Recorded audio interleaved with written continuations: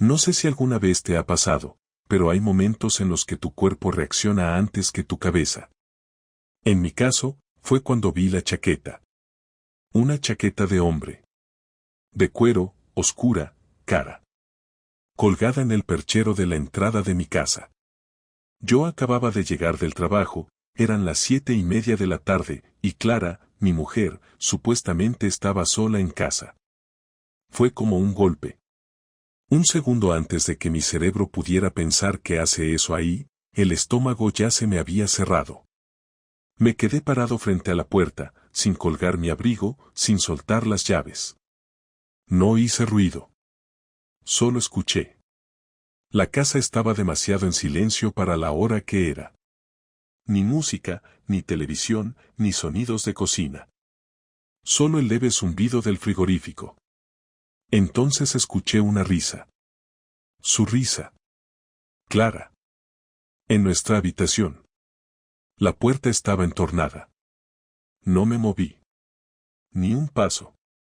Estaba ahí, como congelado, mirando esa chaqueta que no era mía, ni de ningún amigo, ni de su hermano, ni de nadie que yo conociera. Pensé en abrir la puerta del dormitorio y entrar como un torbellino. Pero no lo hice. Me fui directo a la cocina, dejé las llaves sobre la encimera con fuerza, que se escuchara, abrí el frigorífico y saqué una cerveza. Quería que supiera que había llegado. Unos segundos después, escuché pasos apresurados. La puerta de la habitación se cerró. Luego, más pasos. Y entonces apareció ella, Clara, con la cara roja, el pelo despeinado y una camiseta que claramente no era suya. Ni mía. No te escuché llegar. Dijo, nerviosa, como si acabara de salir de la ducha, pero sin estar mojada. No contesté. Solo la miré. Estaba viendo una peli, añadió, evitando el contacto visual. Entonces señalé la chaqueta sin decir nada. Clara se quedó paralizada un instante. La miró. Luego me miró a mí. Y sonrió. Una sonrisa tensa, forzada. Ah, es de Álvaro. Ha venido a dejarme unos documentos del trabajo. Ha sido un momento. Ya se ha ido. Mentira. Si había algo que no soportaba de Clara era que, cuando mentía, metía las manos en los bolsillos de su pantalón. Lo hacía desde que la conocí. Y ahí estaba, con las manos hundidas en sus bolsillos, moviendo el peso del cuerpo de un pie al otro, como si quisiera irse de allí. Tomé un trago largo de la cerveza, sin dejar de mirarla. ¿Y por qué está su chaqueta aún aquí? Ay. Pues no sé. Se la habrá olvidado, dijo, y dio un paso para cogerla, pero no la dejé. Me adelanté y la tomé yo. La chaqueta pesaba. Olía a perfume masculino. A sudor. A tabaco. Y en el bolsillo tenía un paquete de chicles, unas llaves y un recibo de gasolina con la fecha del día anterior. Nada más. En ese momento, no tenía pruebas de nada. Solo una chaqueta. Una mentira mal contada. Y un silencio denso entre nosotros que no existía desde hacía años. Clara intentó disimular, me preguntó si quería cenar algo, pero ya no escuchaba. Mi cabeza iba a 1000 por hora. No por celos, no por rabia, sino por el vacío. Por la certeza de que algo, en ese instante, se había roto. No dije nada. Le entregué la chaqueta, me terminé la cerveza, y me metí en la ducha.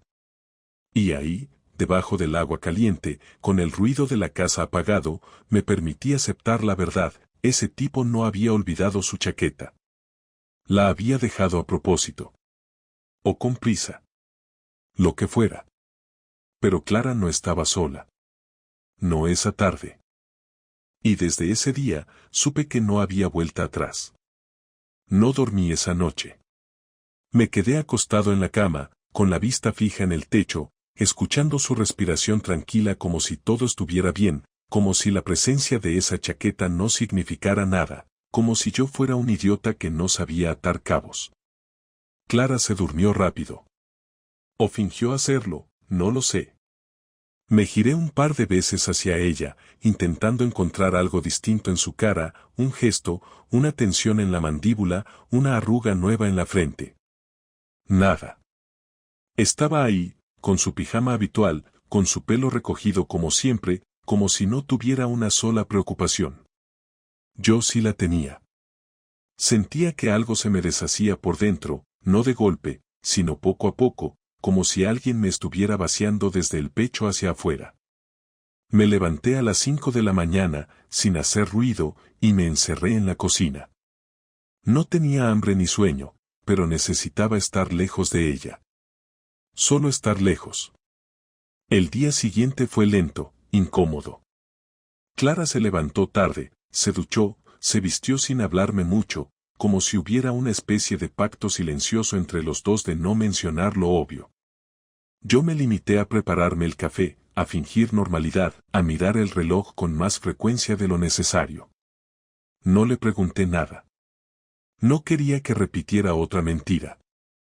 Lo único que le dije fue que me iba a comer solo ese día, que tenía que hacer unas cosas en el centro. Me miró con una ceja levantada, pero no dijo nada más. Me dijo vale y se fue. Y cuando cerró la puerta, supe que tenía que hacer algo. No me fui al centro. Caminé hasta el garaje del edificio, bajé sin prisa y busqué la cámara de seguridad.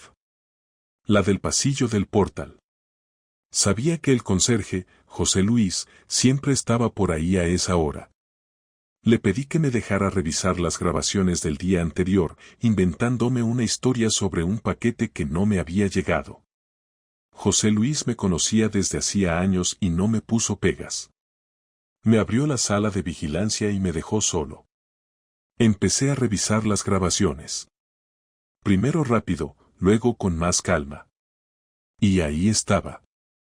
A las 6:30 de la tarde, un tipo alto, delgado, con barba corta y vaqueros oscuros, entraba al edificio. No miraba a cámara. Caminaba con seguridad. Lo reconocí al instante. No por su nombre, que aún no tenía, sino por la chaqueta. Era él. Estuvo dentro 1 hora y media. Y luego salió. Solo. Con el mismo paso tranquilo. Volví a casa sin saber muy bien qué hacer con eso. No era una prueba definitiva, pero era suficiente para confirmar lo que ya sospechaba. Clara no solo me estaba mintiendo. Me estaba usando.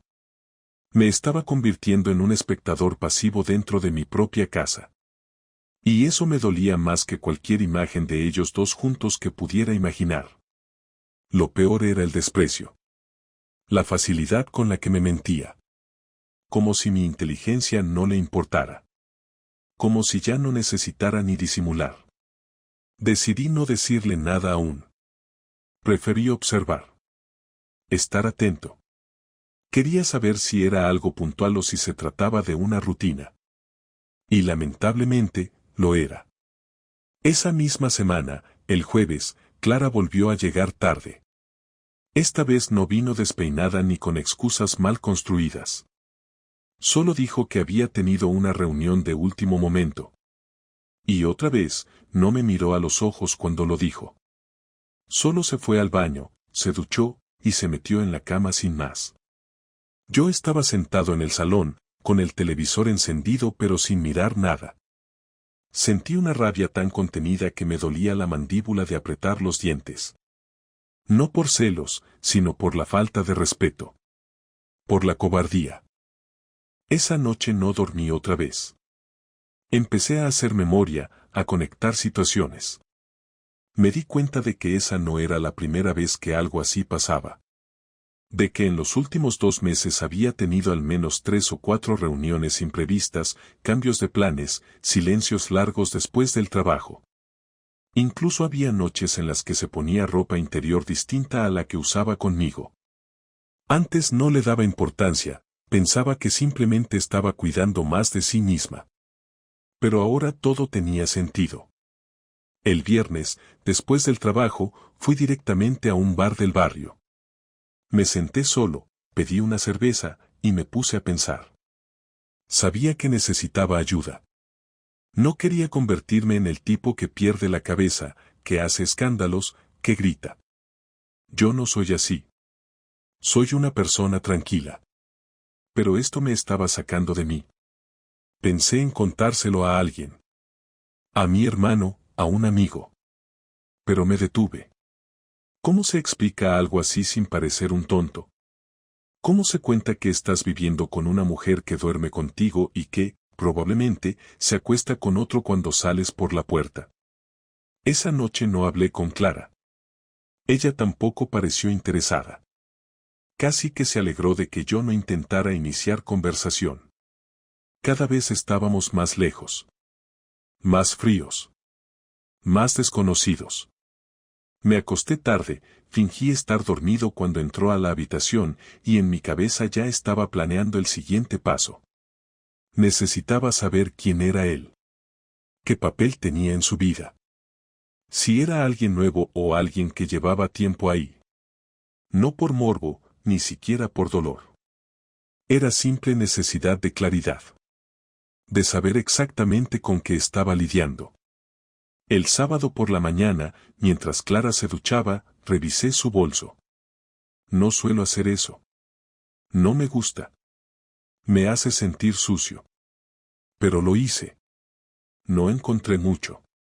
Un recibo de una cafetería del centro, un pintalabios nuevo y una tarjeta sin nombre, solo con un número de teléfono y una dirección en papel reciclado. La guardé en mi bolsillo sin pensarlo. Más tarde la buscaría. Lo haría con calma. Como todo lo demás. A mediodía, le propuse a Clara que fuéramos a comer fuera. No lo hacía con frecuencia, así que se sorprendió. Aceptó. Durante la comida fingimos normalidad. Hablamos de cosas del trabajo, de los vecinos, de cualquier cosa que no tuviera peso. Pero la noté incómoda, tensa.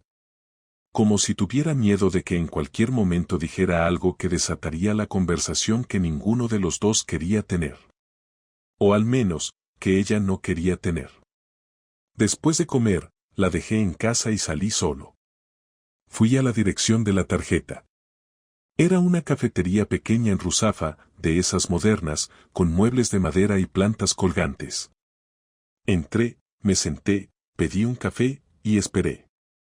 No sabía exactamente qué buscaba. No sabía si iba a aparecer alguien, si me iban a reconocer, si iba a encontrar algo. Pero estuve ahí 2 horas. Observando. Pensando. No pasó nada. Nadie extraño entró. Nadie me miró raro. Pero sentí que estaba en el lugar correcto. No podía explicarlo. Había una atmósfera. Una energía rara.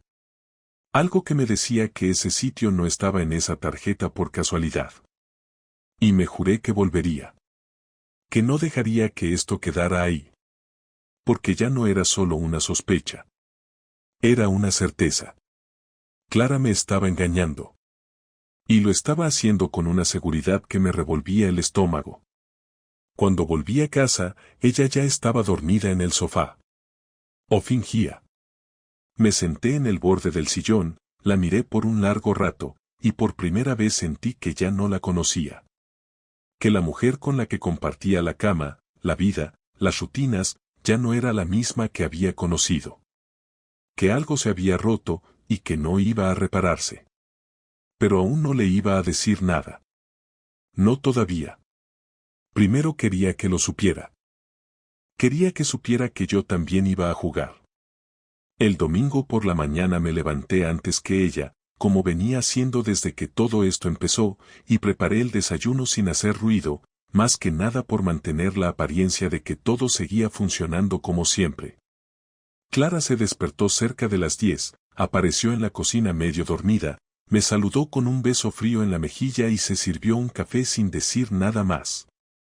No hubo planes para el día, ni preguntas, ni intención de estar juntos. Fue uno de esos domingos donde cada uno finge estar ocupado con algo diferente y los silencios llenan toda la casa. A media tarde, cuando se encerró en la habitación para hacer según ella una videollamada de trabajo, salí sin decirle nada, tomé un taxi y volví a la cafetería de Ruzafa.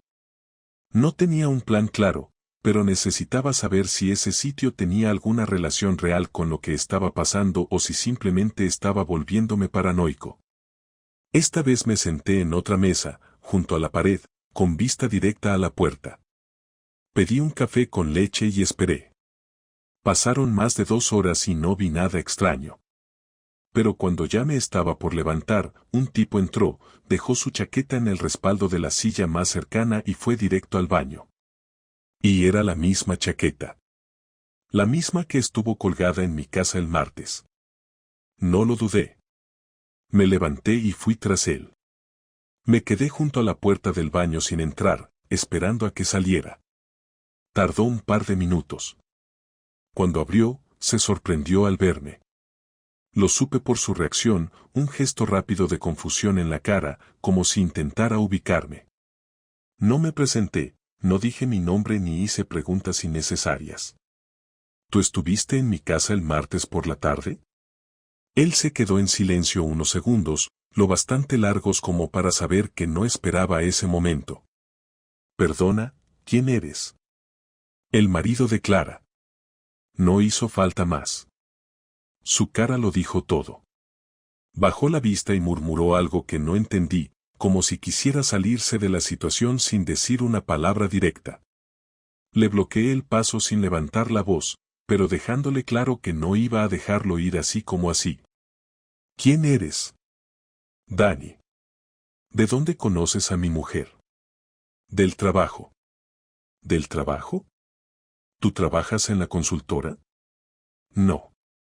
Soy proveedor. A veces colaboramos en proyectos conjuntos. ¿Y qué hacías en mi casa? Volvió a mirar hacia la puerta del local. Estaba nervioso. Se notaba que no tenía preparado ningún discurso. Mira, no sé qué te habrá dicho ella, pero no quiero problemas. Lo que haya pasado es asunto entre adultos. Yo no sabía que seguía contigo. Eso no responde a nada. Entré, tomamos un café, hablamos un rato y me fui. Ya está. ¿Y la chaqueta? Se me olvidó. 1 hora y media en mi casa. ¿Eso es un rato? Ahí me miró por fin a los ojos. No con soberbia, no con culpa. Con resignación. No quiero decirte nada que no sepas ya. Clara no es una mala persona. Me dijo que estaba separada. Yo solo. Lo interrumpí. No necesito que me expliques lo que ella te dijo. Quiero saber si vas a seguir viéndola. No contestó de inmediato. Me estudió un momento, y luego bajó la mirada. No. Esto no me interesa a ese nivel. No sabía que había tanto detrás. De verdad. No sé si le creí. En ese momento no me importó. Me bastaba con su expresión para entender que Clara había jugado a 2 bandas. Le había dicho a él que estábamos separados. A mí no me decía nada. Mantenía a los dos orbitando su vida sin asumir ninguna consecuencia. Me fui sin decirle adiós. No le di la mano ni amenacé. No quise entrar en ese juego. Volví a casa. Clara seguía en la habitación. Escuchaba música bajito, como siempre que decía estar trabajando. No entré. Fui a la cocina, me serví una copa de vino y me senté en el comedor, en silencio, con las luces apagadas. Necesitaba tiempo. Necesitaba decidir si la confrontaría ya o si esperaba un poco más. Había algo en mí que aún no estaba listo para el choque. No por miedo, sino porque quería hacerlo bien. No quería escándalos, gritos ni escenas. Quería decirle todo lo que sabía, todo lo que había confirmado, y ver su reacción sin margen para las mentiras. A la cara. Sin poder escapar. La oportunidad vino sola el lunes por la noche. Clara llegó más tarde de lo habitual. Dijo que había salido con sus compañeras. Lo soltó sin que yo preguntara. Yo estaba en el salón, viendo las noticias, y no hice ningún gesto. Entonces ella se acercó, se sentó a mi lado y me dijo que últimamente me notaba extraño, que estaba distante, que si había algo que debíamos hablar. Lo dijo como si ella fuera la víctima. Como si yo estuviera rompiendo la dinámica. Me giré lentamente hacia ella. ¿Te parece raro que esté distante? Sí. No sé qué te pasa. ¿Y tú crees que yo no noto lo que haces? Frunció el ceño. ¿Qué quieres decir? Quiero decir que ya sé lo que estás haciendo. ¿Y con quién? No me tomes por idiota. No respondió de inmediato. Se puso rígida, como si no esperara esa respuesta. ¿Qué estás diciendo? Estoy diciendo que ya no necesito que me lo expliques. Que ya lo vi todo. Se levantó. Caminó hasta la cocina, dio vueltas sin sentido y volvió con una botella de agua. Se la llevó a la boca sin mirar, como si la necesitara para ganar tiempo. Luego se quedó de pie, frente a mí, sin hablar. Cuando por fin lo hizo, lo dijo todo de golpe. No quería que te enteraras así. No fue planeado. Pasó. No es una relación. Fue algo puntual. 1 hora y media en casa no es algo puntual. Lo sé. Pero no fue como crees. ¿Y cómo fue? ¿Con qué intención pensaba seguir ocultándolo? Estaba confundida. ¿Cuánto tiempo llevas confundida? Desde hace meses. No sé. Me sentía vacía. Me sentía sola. Y tú tampoco ayudabas. Me eché a reír. No pude evitarlo. Me reí sin ganas, pero con todo el desprecio que me salió. Ah, claro. Ahora la culpa es mía. No he dicho eso. No hace falta que lo digas. Ya lo estás insinuando. Lo que estoy diciendo es que esto no empezó porque sí. Llevamos meses mal, tú lo sabes. No hablamos, no nos tocamos, no compartimos nada. Y yo me sentía invisible. Y en vez de hablarlo, trajiste a otro a casa. Se quedó en silencio. Bajó la cabeza. Sabía que no había nada más que decir que pudiera suavizar eso. Le pregunté si había alguien más. Dijo que no. Le pregunté si lo pensaba volver a ver. Dijo que no. Le pregunté si quería seguir conmigo. No respondió. No lo sé, fue lo único que dijo después de un rato. Me levanté. Me fui a dormir a la habitación de invitados. No porque necesitara dormir solo, sino porque necesitaba pensar sin verla cerca. Ya no había marcha atrás. Ya no podía fingir que esto era solo un bache. Lo que Clara había hecho no era un error, no era un accidente. Era una decisión. Varias decisiones. Repetidas. Y yo, por primera vez en años, tenía claro que esto no podía terminar con una disculpa. Ahora me tocaba a mí mover ficha. No volví a dormir en la habitación de invitados solo una noche, porque al día siguiente entendí que quedarme en casa como si nada, compartiendo pasillos y silencios con Clara, iba a terminar por romperme la cabeza o empujarme a hacer algo de lo que luego me arrepentiría. Me levanté temprano, me duché, me vestí para ir a trabajar y dejé una nota corta sobre la mesa del comedor donde le decía que necesitaba unos días para pensar y que no me llamara salvo que fuera estrictamente necesario. No fue un gesto dramático ni heroico, fue pura supervivencia, porque sentía que si seguía viéndola moverse por la casa, usar mis tazas, sentarse en el sofá como si nada, iba a explotar. Me fui a casa de mi hermano Marcos, que vivía solo en un piso pequeño cerca de Benimaclet, y cuando me abrió la puerta y me vio la cara, no me hizo preguntas. Me dejó pasar, me ofreció café y se sentó frente a mí en silencio hasta que empecé a hablar. Se lo conté todo sin adornos, sin intentar quedar bien, sin ocultar que había estado vigilando, siguiendo, esperando. Marcos escuchó sin interrumpirme, con los brazos cruzados y la mandíbula apretada, y cuando terminé, no me dijo que lo sentía ni que todo se arreglaría. Me dijo algo mucho más útil, que Clara había tomado decisiones pensando solo en ella y que ahora me tocaba a mí pensar en mí, no en salvar una relación que ya no estaba siendo una relación. Esa misma tarde, siguiendo su consejo, pedí cita con un abogado.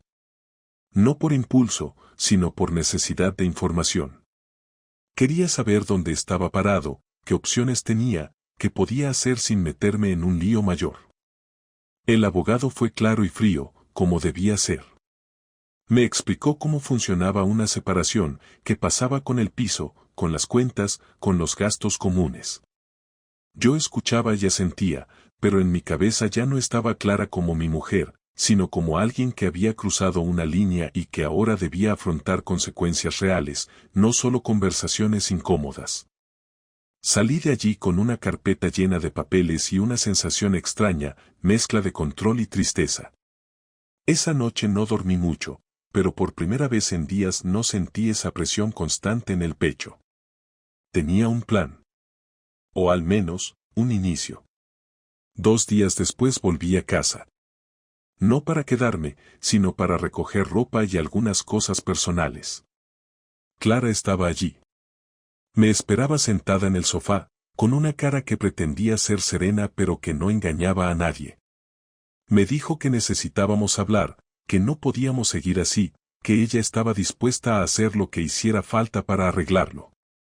La dejé hablar. No la interrumpí. Cuando terminó, me senté frente a ella y le dije que ya no estaba en la fase de promesas ni de intentos vagos, que había ido a un abogado y que estaba considerando seriamente separarnos. Su cara cambió. Ya no era la mujer segura que controlaba la situación, era alguien que de repente se daba cuenta de que podía perder cosas concretas. No puedes decidir eso así, sin más, me dijo. Tenemos una vida juntos. Teníamos, le respondí.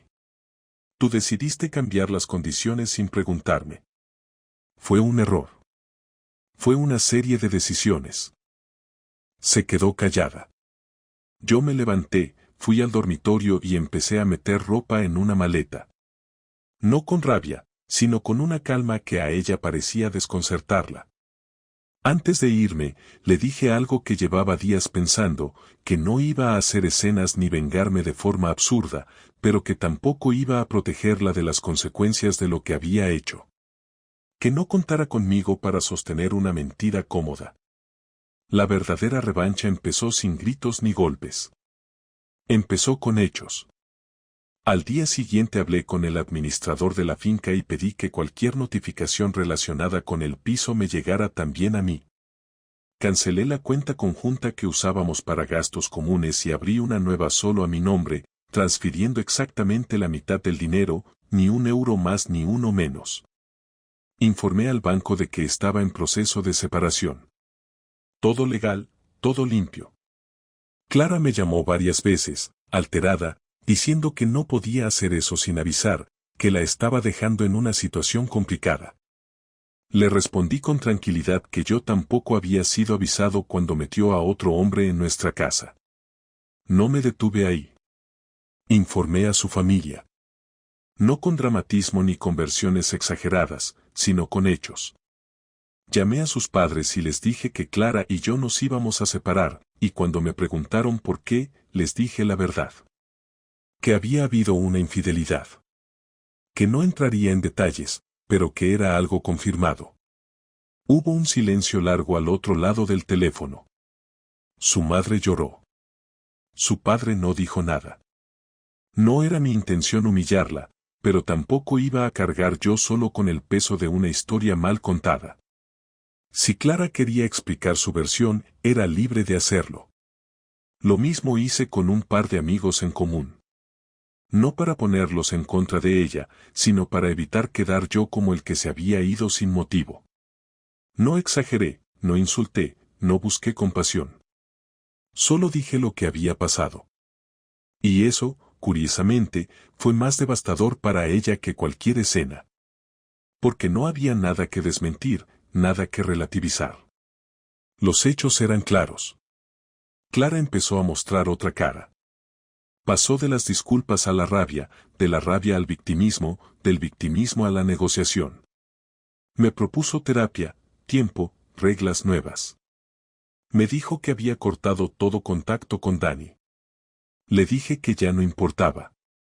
Que aunque fuera cierto, la confianza no funcionaba como un interruptor. Me acusó de ser frío, de castigarla, de disfrutar viéndola sufrir. Eso me dolió, porque no era verdad. Yo no estaba disfrutando. Estaba haciendo lo necesario para no perderme a mí mismo. La última jugada fue la más dura, pero también la más justa. Solicité formalmente la separación y pedí que el uso del piso fuera compartido hasta que se vendiera, sin privilegios para ninguno. Clara se dio cuenta entonces de que esto iba en serio, de que no habría vuelta atrás cómoda. Me llamó llorando, gritándome que estaba destruyendo todo por un error, que no era justo. Le dije algo que llevaba semanas guardando. Justo no es que tú decidieras por los dos. Justo es que ahora cada uno asuma lo suyo. Colgué. Apagué el teléfono. Me senté en el sofá de casa de mi hermano y me quedé mirando al frente. No sentí euforia ni alivio inmediato. Sentí cansancio. Un cansancio profundo, de esos que no se quitan durmiendo.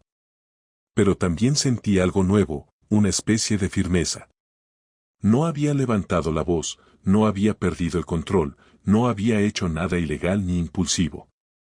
Mi revancha no era verla destrozada, era dejar de ser el hombre que aceptaba menos de lo que merecía. Esa noche, por primera vez en semanas, dormí de un tirón. Sin sueños raros. Sin sobresaltos. Sabía que aún quedaba lo más difícil, la conversación final, la aceptación real de que todo había terminado, pero también sabía que ya no estaba atrapado. Y eso, después de todo lo vivido, era suficiente para seguir adelante. Volví a verla cara a cara una semana después de haber entregado los papeles. Me llamó por la mañana y me pidió que nos viéramos en persona para hablar, no por teléfono, no por mensaje, sino en un sitio neutral. Acepté, no porque esperara algo distinto de lo que ya habíamos hablado, sino porque necesitaba cerrar el círculo. Quedamos en una cafetería cerca de su trabajo, un sitio donde nadie nos conociera, donde pudiéramos hablar sin preocuparnos por quien escuchaba. Cuando llegué ella ya estaba ahí, sentada con una taza en la mano, sin maquillaje, con el pelo recogido de cualquier manera. Se notaba que estaba cansada, que no había dormido bien en días. Me senté frente a ella y no dije nada. Dejé que hablara primero, porque era ella la que quería tener esa conversación. Me preguntó si todavía había posibilidad de parar el proceso. No lo dijo con esperanza, sino con esa desesperación que aparece cuando uno siente que está perdiendo más de lo que pensaba. Le dije que no. No porque no tuviera sentimientos, sino porque ya no había manera de reconstruir lo que se rompió. Le expliqué que la desconfianza era como una mancha en una camisa blanca. Por mucho que la laves, ya no vuelve a ser igual. Me miró sin discutir. No intentó convencerme de nada. Solo asintió, bajó la mirada y me preguntó si había alguien más. Le dije que no, y era verdad. Nunca busqué a otra mujer, ni durante nuestra crisis ni después de enterarme de todo. No por lealtad, sino porque mi cabeza no estaba para eso. Entonces vino la parte que no esperaba. Me dijo que llevaba tiempo pensando en separarse, incluso antes de conocer a ese tipo. Que no fue solo el aburrimiento o la rutina, que era una especie de desilusión que se le había metido en el cuerpo y no sabía cómo gestionar. Me explicó que durante meses pensó en decirlo, en hablarlo, en pedir tiempo, pero que no se atrevía. Que seguía porque era lo cómodo, lo conocido, lo estable. Me dijo que me había querido, que me respetaba, que yo no tenía culpa de nada, pero que sentía que la vida se le había vuelto plana. Escuché todo sin interrumpir, no porque fuera fácil, sino porque necesitaba entender cómo alguien llega a traicionar así sin sentir que está destruyendo algo. Cuando terminó, le pregunté si el otro seguía en su vida. Me dijo que no, que después de todo lo que pasó, Él se alejó y no volvió a buscarla.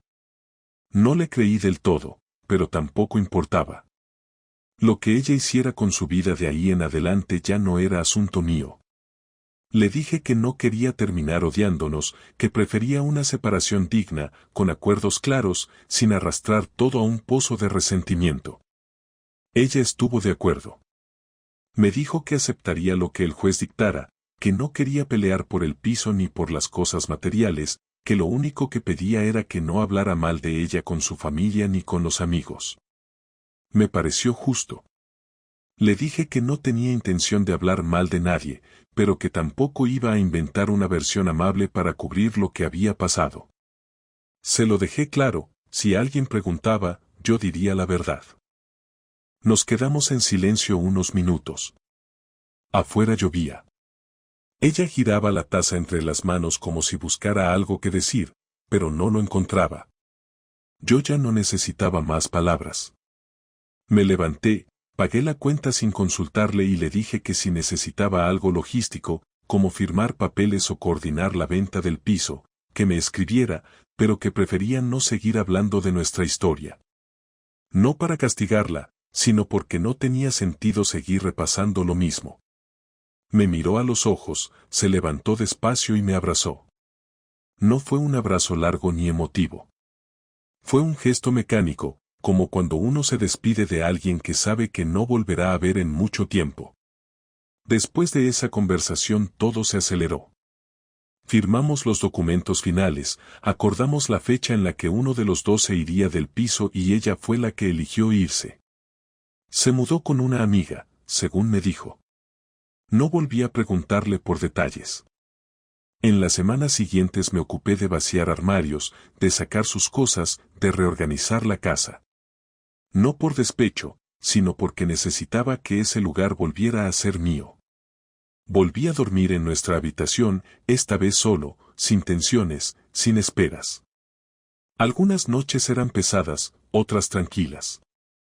Empezaba a hacer planes sin incluirla. Pensaba en lo que vendría, no con entusiasmo, pero sí con una sensación de libertad que hacía mucho no sentía. Mis padres me invitaron a cenar un domingo. Sabían lo básico. Les conté algo más, no todo. Mi madre me dijo que lamentaba lo que había pasado, pero que me veía más entero de lo que esperaba. Le dije que sí, que me dolía, que me jodía haber llegado a este punto, pero que estaba bien. Que prefería una verdad fea que una mentira cómoda. Mi padre, que siempre fue más de guardar emociones, me palmeó el hombro y me sirvió una copa. No hizo falta decir mucho más. La última conversación con Clara fue breve. Me llamó una noche para decirme que ya había sacado todo del piso, que no volvería. Me agradeció haber sido claro, haber sido firme sin caer en la crueldad. Me deseó que encontrara lo que buscaba. Le respondí que ojalá ella también. Fue la única vez que colgamos sin tensión. Ni afecto, ni odio. Solo cierre. Después de todo eso empecé a reconstruir mi rutina desde otro lugar. Me enfoqué en el trabajo, en hacer deporte, en salir con amigos. No para distraerme, sino para recuperar partes de mí que había dejado de lado por años. Empecé a dormir mejor, a comer mejor, a pensar menos en ella. No era felicidad automática, pero era una forma de volver a estar en paz. Algunos amigos me preguntaban si pensaba volver a confiar en alguien, si quería otra relación. Les decía que no lo sabía. Que no tenía prisa. Que ahora lo que me importaba era estar bien solo, no por resignación, sino porque entendía que si no podía estar bien conmigo mismo, no había forma de estar bien con nadie.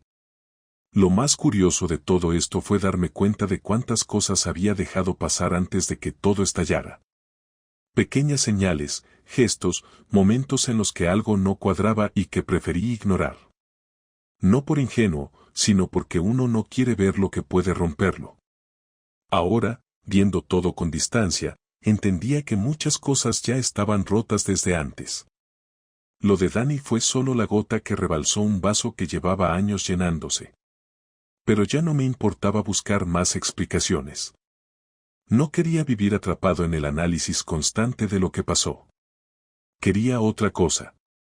Tranquilidad. Espacios limpios. Gente sincera.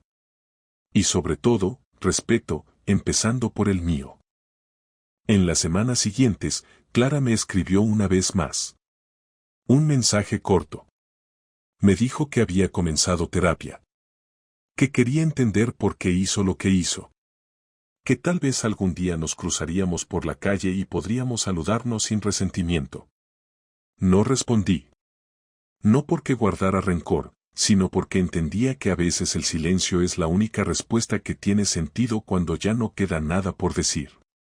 La vida después de Clara no fue espectacular ni desastrosa, fue simplemente normal, y esa normalidad fue lo que más me costó aceptar al principio, porque uno se acostumbra tanto al drama, al conflicto, a la vigilancia diaria de lo que pasa o deja de pasar en una relación rota, que cuando de repente desaparecen todas esas tensiones, el silencio se vuelve pesado, incómodo, como si no supieras qué hacer con tanto espacio libre dentro de ti. Pero con el tiempo aprendí que esa incomodidad era solo el eco de una rutina que ya no existía, no una pérdida real, porque lo que perdí con Clara no fue una pareja que me llenaba, sino la costumbre de estar con alguien aunque ya no hubiera nada que compartir. Volví a caminar por el barrio sin tener que mirar el reloj, sin tener que pensar si ella estaría en casa o si llegaría más tarde, sin tener que medir mis palabras para evitar discusiones inútiles, y esa libertad, aunque al principio me pareció vacía, se fue convirtiendo en una especie de paz que no conocía desde hacía años, no porque la vida de soltero fuera emocionante o mejor, sino porque por fin podía respirar sin tener que justificar cada paso que daba, cada gesto, cada silencio. Recuperé el contacto con viejos amigos que durante el matrimonio había dejado de lado por puro desgaste, no porque Clara me lo prohibiera, sino porque uno va cediendo espacios, tiempo, energía, hasta que sin darte cuenta te conviertes en una versión más reducida de ti mismo, y esas charlas, esas cenas, esas cañas improvisadas un jueves por la noche, me recordaron quién era antes de convertirme en el tipo que se tragaba todo para que la relación no se hundiera, como si estuviera solo remando en una barca con agujeros mientras el otro ni siquiera se mojaba los pies. Volví también a ver a mi madre con más frecuencia, a comer con ella los domingos, a ayudarle con cosas de la casa que llevaba años posponiendo, y aunque nunca fue de hablar mucho de emociones, una tarde me dijo algo que me dejó pensando toda la semana, me dijo que me veía más tranquilo, con otra cara, que aunque todo lo que había pasado había sido una putada, me notaba distinto, como si por fin me hubieran quitado un peso de encima, y tenía razón, porque por fin no vivía esperando que otro cambiara, que otro se comprometiera, que otro me eligiera. Hubo días difíciles, claro que sí, momentos donde la nostalgia me cogía desprevenido, no por ella, sino por lo que habíamos tenido en algún momento, por las fotos que aún quedaban en el disco duro, por los sitios a los que ya no iba porque todo allí me recordaba a los últimos meses, a la tensión, a la mentira, a esa sensación constante de estar compartiendo cama con una desconocida que sonreía en la mesa mientras escondía una vida paralela entre semana, pero esos momentos cada vez eran menos frecuentes, cada vez dolían menos, y eso era lo que me hacía entender que estaba sanando, no olvidando, sino poniéndolo en su sitio. Vendimos el piso después de unos meses. No hubo conflictos, cada uno se quedó con su parte y seguimos con nuestras vidas. Yo me mudé a un apartamento más pequeño en una zona tranquila, no necesitaba espacio ni vistas, solo un sitio que fuera solo mío, sin rastros, sin muebles compartidos, sin cuadros elegidos a medias. Lo decoré como me dio la gana, con cosas simples, funcionales, sin adornos innecesarios. Me sentí ridículamente orgulloso la primera vez que limpié todo un sábado por la mañana escuchando música sin que nadie me dijera que el volumen estaba alto. Era un detalle absurdo, pero para mí fue la confirmación de que ese lugar, esa vida, esa nueva etapa, ya no tenía que ser compartida a la fuerza. No volví a cruzarme con Clara en persona, aunque supe por conocidos que seguía trabajando en la consultora, que se había mudado a otra zona, que estaba yendo a terapia y que parecía más seria, más apagada. No me alegré ni me entristecí. Me fue completamente indiferente. Lo único que sentí fue alivio. Alivio por haber salido a tiempo, por haber puesto un límite sin caer en el victimismo, por haber conservado mi dignidad en medio del derrumbe. No era poco. Un día, sin buscarlo, me encontré con Dani en una librería del centro. Estaba hojeando libros, igual que yo, y al reconocerme se quedó quieto, como esperando una reacción. Yo lo miré, no con odio ni con reproche, simplemente lo miré como quien ve a alguien que fue parte de un episodio que ya no tiene relevancia. Él se acercó, me saludó con un gesto incómodo y me pidió perdón, no con palabras baratas ni con excusas, solo dijo que no sabía todo lo que había detrás, que no era su intención destrozar nada. Le dije que no tenía que disculparse conmigo, que lo hecho ya estaba, que ahora cada uno cargaba con lo suyo. Me dio la mano y se fue. No hubo tensión. Solo una sensación de cierre. Algunos conocidos me preguntaban si había empezado a salir con alguien. Les decía que no estaba en eso, que estaba bien solo. No era una respuesta defensiva ni una forma de evadir el tema. Era la verdad. Por primera vez en mucho tiempo no necesitaba a nadie para sentirme completo. No tenía prisa, no tenía huecos que tapar, no buscaba validación en otra persona. Solo quería vivir tranquilo, levantarme cada día sin sentir que tenía que soportar una versión deformada de lo que alguna vez fue amor. Con el tiempo entendí que Clara no fue el problema, al menos no el único. Yo también fui parte del desgaste, del silencio, del conformismo. Fui el que dejó pasar cosas, el que se calló para evitar discusiones, el que creyó que aguantar era lo mismo que amar. Y eso también me lo llevo como lección. No volver a convertirme en alguien que se borra poco a poco para mantener una estabilidad falsa. No volver a dejar que alguien juegue a dos caras sin consecuencias. No volver a vivir con alguien que cuando se cansa de ti, no te lo dice, sino que busca a otro y luego se sienta a cenar contigo como si nada hubiera pasado. Hoy, cuando alguien me pregunta qué aprendí de todo esto, no doy discursos ni consejos. Solo digo que aprendí a no mentirme a mí mismo. A no justificar lo injustificable. A no quedarme en sitios donde ya no soy bienvenido. Y sobre todo, aprendí que cuando alguien te traiciona no es tu deber salvar la relación, es tu deber salvarte a ti. Y eso fue lo que hice. Me salvé.